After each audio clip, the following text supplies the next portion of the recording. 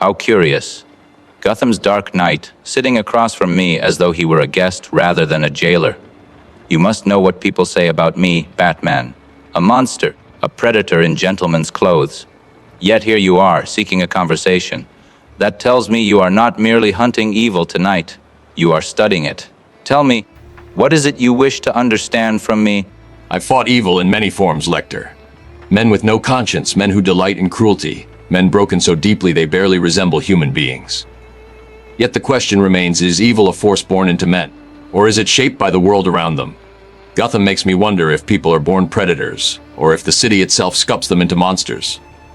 You've lived inside evil more intimately than anyone. I came to hear your perspective. Perspective, yes. You think in terms of cause and effect. But evil, Batman, is more art than arithmetic. Some men are born with appetites.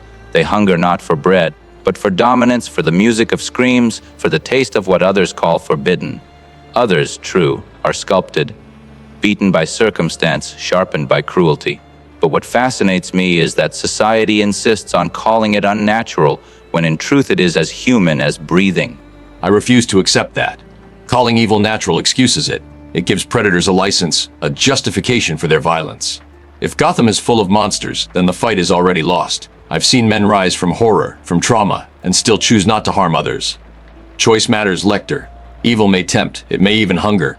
But the line is crossed only when a man decides to feed that hunger instead of resisting it. Choice, yes, but choice is rarely free. Tell me, Batman, how many of your so-called criminals were born into wealth and peace, and how many crawled from filth, betrayal, neglect? You treat their actions as choices, but choice itself is poisoned when all options are corrupt. To me, evil is not merely the decision to harm. It is the absence of true alternatives. Place any man in enough darkness, and you will see his teeth. That's the danger of your philosophy. It absolves. I grew up in privilege. My parents were taken from me, and grief was my inheritance. I could have chosen vengeance, I could have chosen blood, but I chose to fight differently. Gotham streets prove circumstance doesn't force destiny. The Joker grew from tragedy, Harvey Dent fell from betrayal, yet I stand where they collapsed. Evil cannot be excused as inevitability. It is responsibility abandoned. Your own mask is born of tragedy. Without the alley, there is no Batman. You think you chose nobility, but perhaps you simply redirected the same hunger. You stalk, you terrify, you brutalize, your restraint makes you palatable, but do not pretend the abyss isn't in you too. Evil, I suggest, is not a separate breed of man. It is a spectrum we all walk.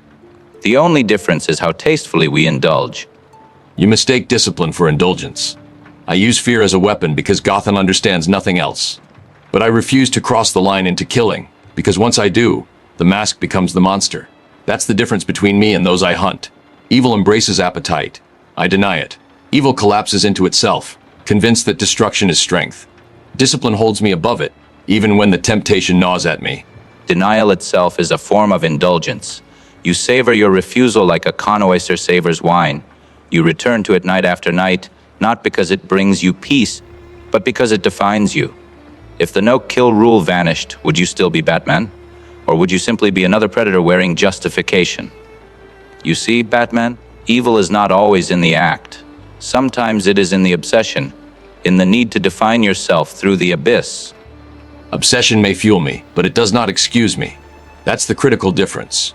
Evil always finds a way to excuse itself. Greed, hunger, justice twisted into vengeance. But the moment you grant it excuse, you've surrendered to it. I can't erase Gotham's evil, but I can stand against it without excuses. Evil may live in obsession, yes. But obsession tempered by restraint can become something else: protection, even salvation. Protection and predation are closer than you admit. A lion protects its pride by killing, a surgeon saves with a knife. Evil is not in the action alone, but in the intent. You act with intent shaped by pain, so do I. The difference is only aesthetic. You dress yours in armor, I dress mine in civility. Perhaps what unsettles you most is not that evil exists, but that it mirrors your methods more than you dare confess. You're right about one thing, Lecter. Evil does mirror me. The same shadows, the same tools, the same hunger for control. I've spent years pretending the line is thicker than it is. But tonight, I see it more clearly. Evil isn't something foreign, something that only others carry. It lives in the same place discipline lives. The difference is choice. Not once, but but every night, every action. That's what I've learned. Evil is near, but it is not inevitable.